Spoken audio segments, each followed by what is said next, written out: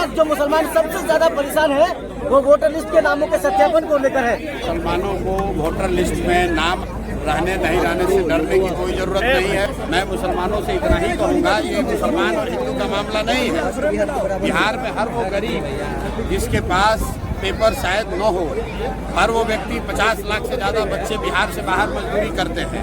उसमें सभी जाति सभी धर्म के लोग हैं, सभी वर्ग के लोग हैं, इसलिए घबराने की जरूरत नहीं है। ऐसा होता है, ये एक तरह से भाजपा का षड्यंत्र है। वो कोशिश कर रहे हैं कि वो लोग जो भाजपा के खिलाफ वोट दे सकते हैं उनका नाम काटा जाए, लेकिन ये नाम काट नहीं पाएंगे। अगर आपको इलेक्शन कमीशन अभी आपका नाम काटने का धमकी दे रहा है या आपको डरा रहा है तो आपको लगे रहना है। चुनाव आते आते सबका नाम शामिल होगा, जिसका नहीं होगा उसके लिए हम लोग लड़ाई लड़ेंगे, सारे दल वाले लड़ेंगे। इससे डरने की जरूरत नहीं है। आप डरिएगा तो सब कोई डराएगा। अपने हक के लिए आपको खड़ा होना है और वोट देना सबसे बड़ा अधिकार है। कोई आपका वो अधिकार छीन नहीं सकता है।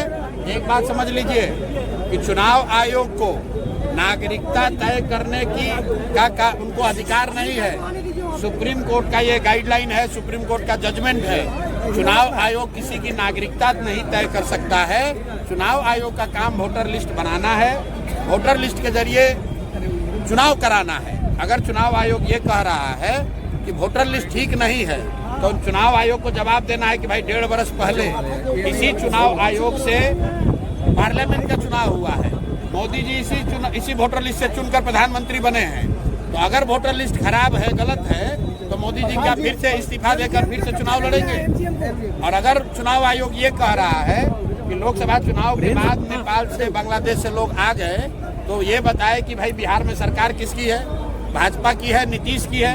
तो ये भाजपा नीतीश के सरकार के रहते बांग्लादेश और नेपाल से लोग आए कैसे? तो भैया ये संभव नहीं है। ये शुरुआती कीदड़ भभकी है, इससे डरने की जरूरत नहीं है। जिसका नाम कट रहा है आप तुरंत हम लोग से संपर्क कीजिए। आपको जनसुराज नहीं पसंद है, कांग्रेस पसंद है, कांग्रेस संपर्क कीजिए।